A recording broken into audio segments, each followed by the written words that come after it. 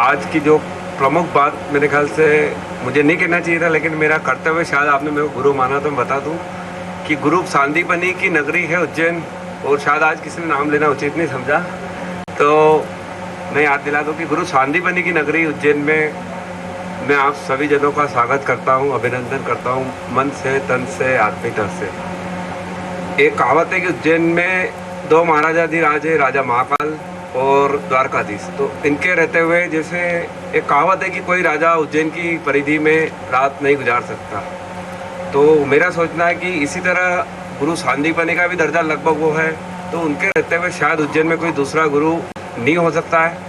और मैं भी ये चाहता हूँ कि आज से मुझे गुरु जी का सम्मान नहीं दिया जाए, क्योंकि एक महागुरु के रहते हुए गुरु दूसरा हो, ये उनके मान सम्मान की अवमानना है। तो और बेसिकली मैं भी ट्रेडिशनल से सब लोगों को दूर ले जाना चाहता हूँ। एक जो पारंपरिक परंपरा होती है धर्म की, समाज की, बहुत लेंदी और बहुत प्रक्रिया वाली होती है। और मेरा चूँकि इंजीनियरिंग मैंने किया, तो मेरा सीधा कंसेप्ट होता है कि E=mc²।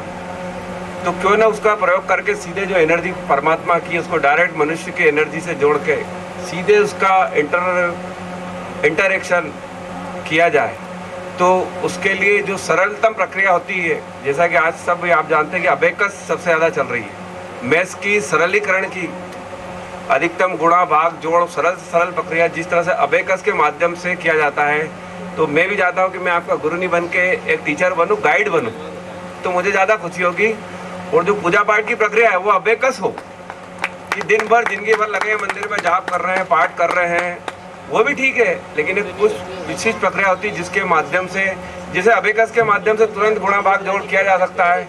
शायद मैं कहूँ मेरे प्रभु ने मेरे को अबेकस की प्रक्रिया दी है, उसके कुछ सूत्र मुझे याद है, तो वो सूत्र मैं आप सब पहुँचाना चाहता हूँ। और जो भी उस प्रक्रिया को अपनाएगा वो निश्चित है, तय मान के चलो, मेरा महाकाल के चरणों में सच सच वंदन करते हुए मुझे गर्व है, या गारंटी में दे सकता हूँ कि कोई न कोई ईश्वरी शक्ति ऐसी है ही नहीं कि अगर उल्टा नारियल नहीं चढ़ाए तो वो उसको स्वीकार करने नहीं आए। ये मेरे उल्टा नारियल चढ़ाने की प्रक्रिया है, जिससे आप लगभग सभी लोग गुजर चुके होंगे। ये एक हठ योग की प्रक्रिया है। अगर कुछ लोग यहाँ जानते हो तो ये नाथ संप्रदाय की प्रक्रिया होती है, जिसमें भगवान को चुनौती दी जाती है। तो ये बोलना तो एक दुस्साहस होगा कि भगवान को चुनौती दे, लेकिन ये बाल हट होता है। बाल हनुमान के भक्त शायद जानते होंगे कि बच्चा अपने पिता से हट कर सकता है, तो हम भी ये अपने पिता से हट करते हैं कि प्रभु ये हम नारियल उल्टा रख रहे हैं, तेरे में अगर शक्ति है या तू अगर हमको चाहता है तो तू सीधा कर। हम जब भी इस नारियल को फोड़ेंगे जब तू इसको सीधा करेगा। इसका मतलब जो हमने मुंह चाह के मन मांगी मुराद चाहिए वो पूरी हो। इसके लिए कुछ विशेष प्रक्रिया होती है कि जनरली मेरी एक प्रक्रिया का सर्वाधिक विरोधाभास होता है, वो होता है कि प्रसाद नहीं लेना। ज़्यादातर 99% लोग प्रसाद लेते हैं या मंदिरों में दिया जाता है, लेकिन उसकी प्रक्रिया क्या है?